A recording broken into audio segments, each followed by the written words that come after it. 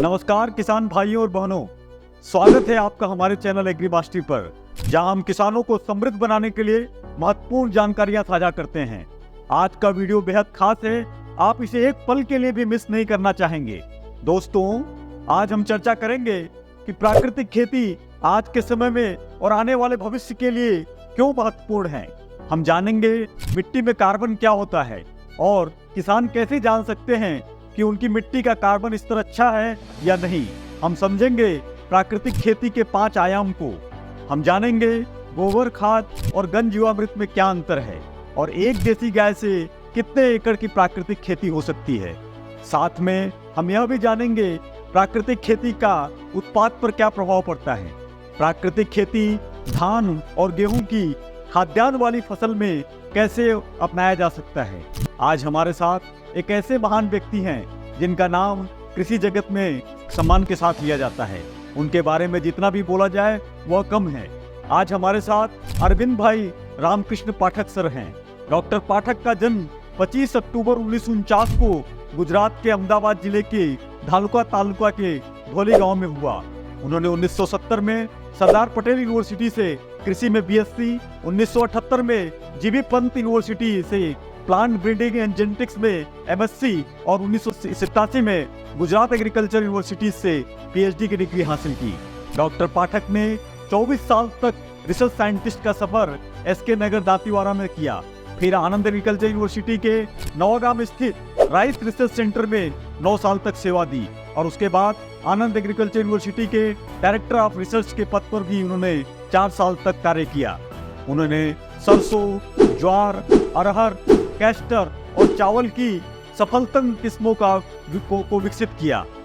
किसानों द्वारा उन्हें डांगर मानस यानी पैडी मैन या धान की फसल की खेती के व्यक्ति के रूप में जाना जाता है। डॉक्टर पाठक नवसारी एग्रीकल्चर यूनिवर्सिटी और जूनागढ़ एग्रीकल्चर यूनिवर्सिटी में वाइस चांसलर के पद पर भी कार्यरत रह चुके हैं। उनको ICAR और अखिल भारतीय कृषि छात्र संघ द्वारा सर्वश्रेष्ठ कुलपति के लिए हरित रत्न से भी पुरस्कृत किया गया है। उनके पास 50 वर्षों का कृषि, शिक्षा, शोध, विस्तार और प्रशासन का अनुभव है। उन्होंने 50 नई फसल की किस्मों को विकसित किया है। उन्हें कई राष्ट्रीय और अंतर्राष्ट्रीय पुरस्कारों से नवाजा गया है। डॉक्टर पाठक ने किसान मित्र नामक एंड्रॉयड आधारित मोबाइल एप्लीकेशन की शुरुआत की और सॉइल हेल्थ कार्ड और ई कृषि किरण प्रोग्राम के विकास में भी उन्होंने महत्वपूर्ण योगदान दिया। भारत सरकार ने डॉक्टर पाठक को कर्नल की मानक उपाधि से भी नवाजा है और उनको 2013 में एनसीसी के कर्नल कमांडेंट नियुक्त किया गया। डॉक्टर पाठक को एग्रीकल्चर टुडे और गुजरात सीड इंडस्ट्रीज एसोसिएशन से लाइफ टाइम अचीवमेंट अवार्ड भी मिला है। 2019 में रिटायरमेंट के बाद भी कृषि अनुसंधान और उसके विकास में सक्रिय रूप से लगे हुए हैं और आज वे राष्ट्रीय मूंगफली अनुसंधान केंद्र जूनागढ़ के अनुसंधान समिति के अध्यक्ष हैं। 2023 में सरकार ने राष्ट्रीय कृषि विज्ञान कोष NASF को चलाने के लिए एक समिति का गठन किया और डॉक्टर AR पाठक को उसका अध्यक्ष बनाया गया है। वे डॉक्टर राजेंद्र प्रसाद केंद्रीय कृषि विश्वविद्यालय पूसा बिहार की शोध समिति के अध्यक्ष भी हैं। वे केंद्रीय कृषि विश्वविद्यालय इम्फाल के बोर्ड सदस्य भी हैं। तो दोस्तों, इस जानकारी पूर्ण बातचीत को मिस न करें। अगर आपने अभी तक हमारे चैनल एग्री मास्टरी को सब्सक्राइब नहीं किया है तो तुरंत सब्सक्राइब करें और बेल आइकन दबाएं ताकि आपको हमारी नई वीडियो की सूचना मिल सके। इस वीडियो को अंत तक देखें और जानें कि कैसे आपको अपनी खेती को अधिक लाभदायक बना सकते हैं। अगर आपको यह वीडियो पसंद आए तो इसे लाइक और शेयर करें और कमेंट में हमें बताएं कि आपको यह जानकारी कैसी लगी। तो दोस्तों, चलिए AR पाठक सर के साथ जानते हैं कि प्राकृतिक खेती क्यों महत्वपूर्ण है और इसे अपनाकर हम अपनी खेती को और ज्यादा लाभदायक कैसे बना सकते हैं।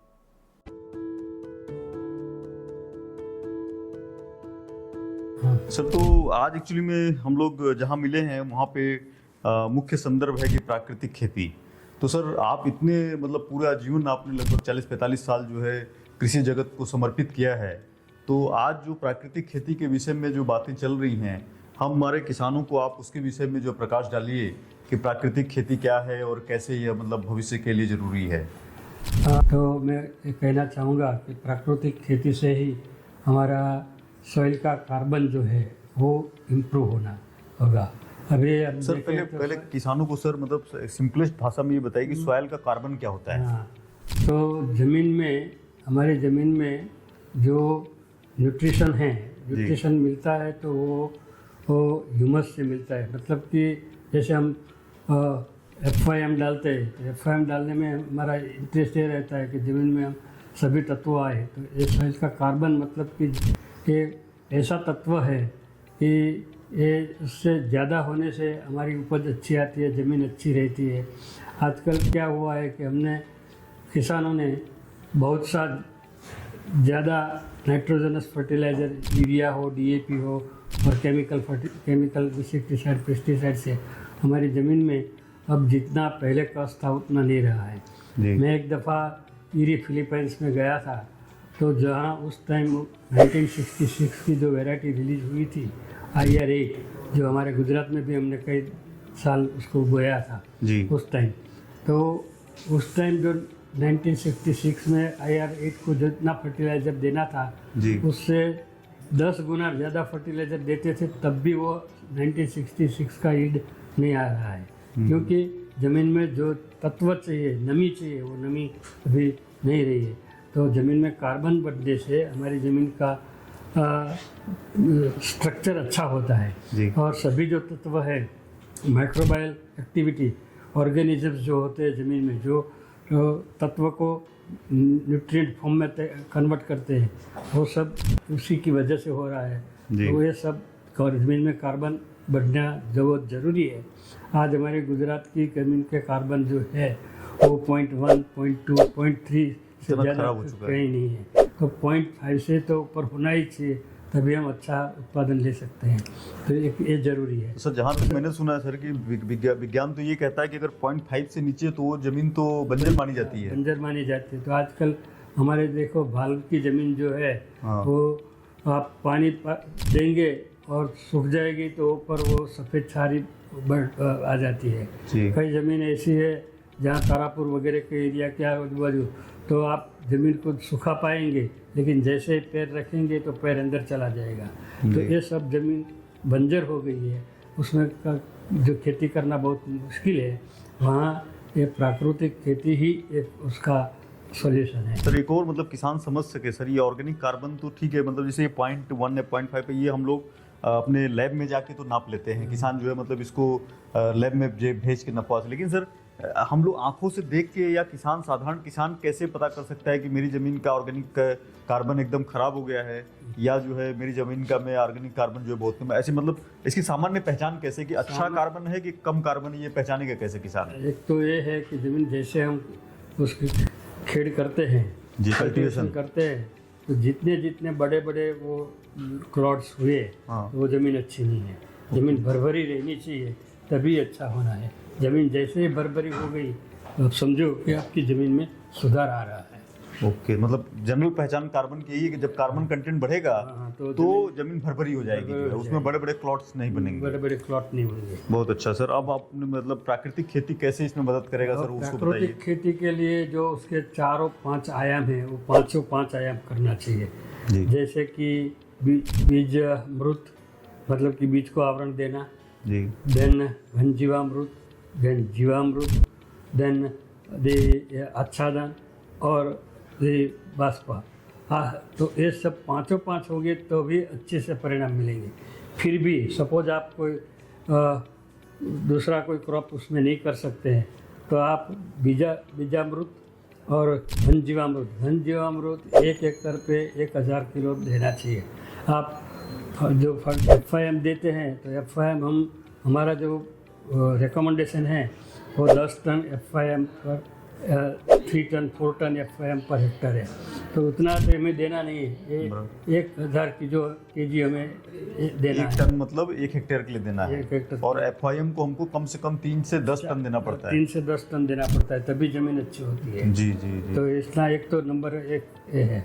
दूसरा, हम जो यूरिया या तो अमोनियम सल्फेट देते हैं या DAP देते हैं, उसकी बजाय हम जीवामृत से उसका हर इरिगेशन के साथ देंगे या तो उसको स्प्रे करेंगे, तो भी वो उसका सॉल्यूशन हो सकता है।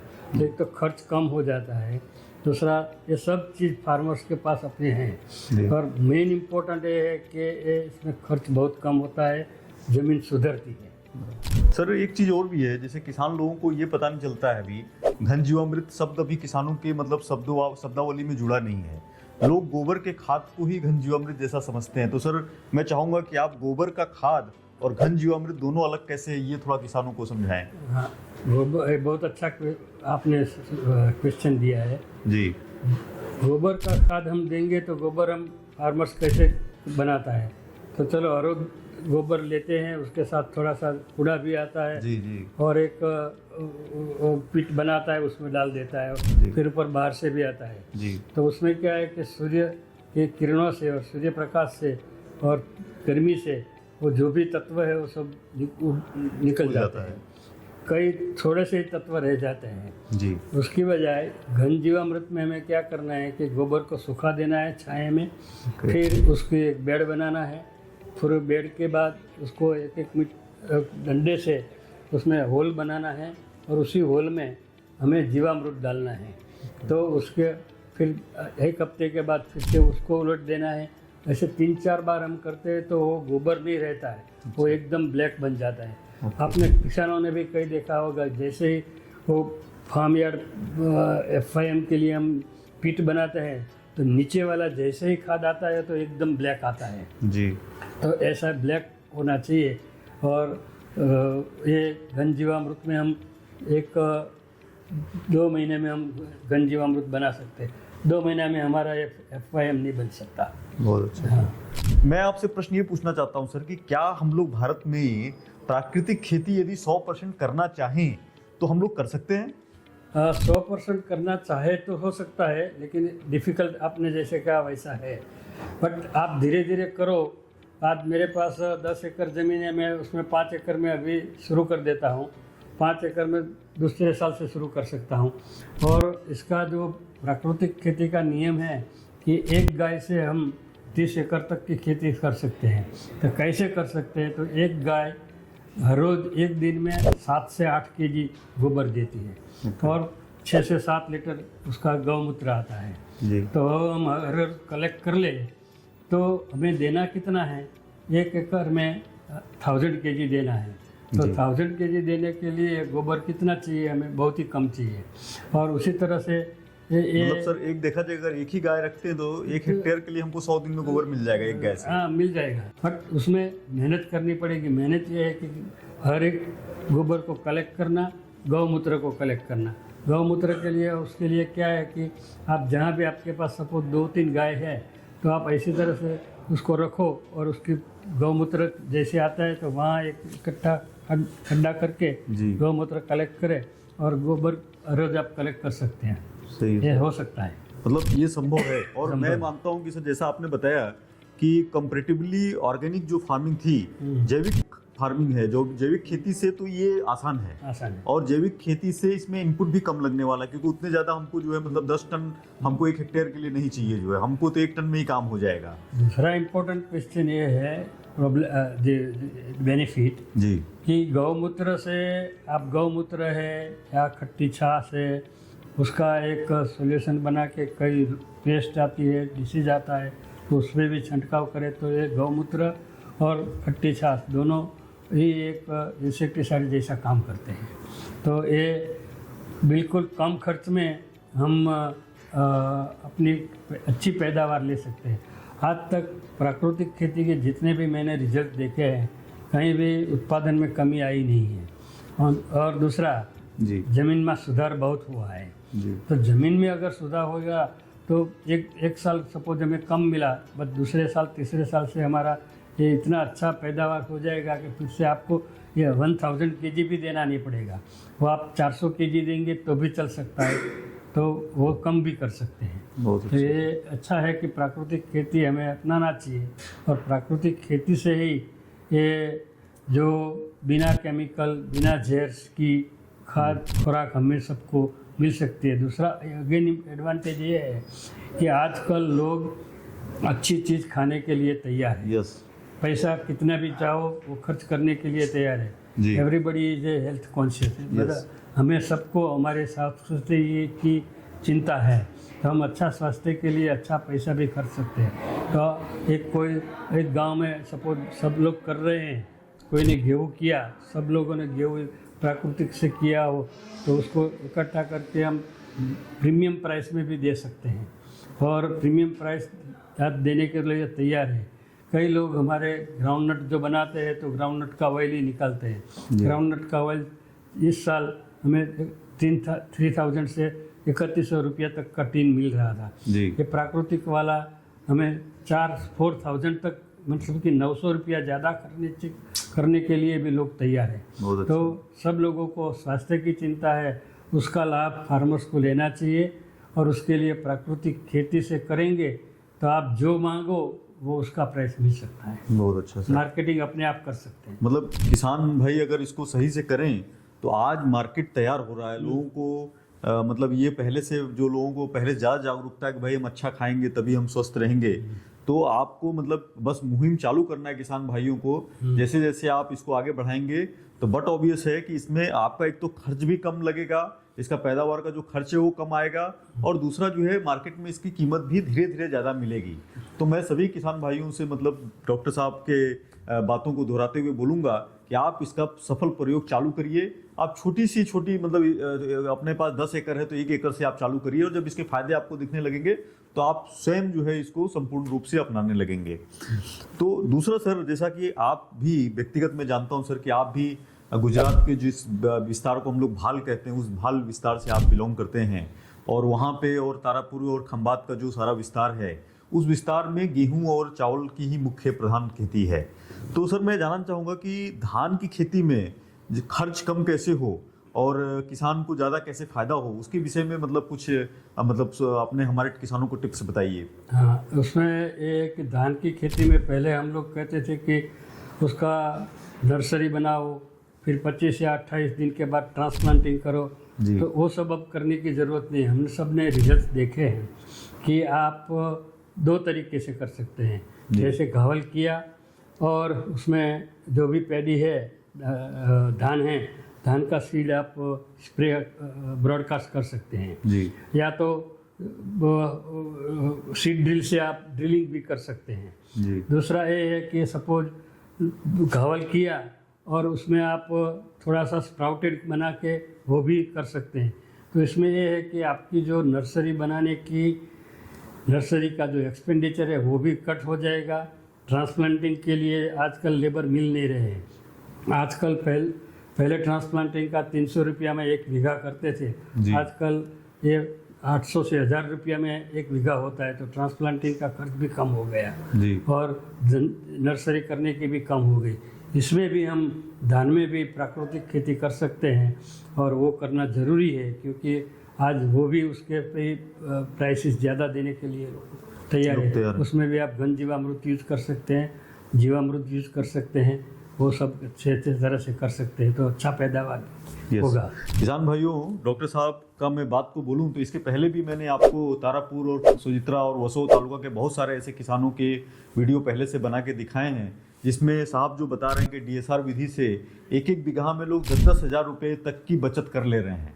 और यहाँ पे यदि इस प्राकृतिक खेती को भी यदि हम जोड़ दें तो हमारा जो इसमें मतलब यदि पेस्टिसाइड और फर्टिलाइजर के खर्चे भी हम बचा लें तो कहीं गुना मतलब 10,000 से भी ज़्यादा जो हम लोग उसमें बचा सकते हैं 1 बीघा में।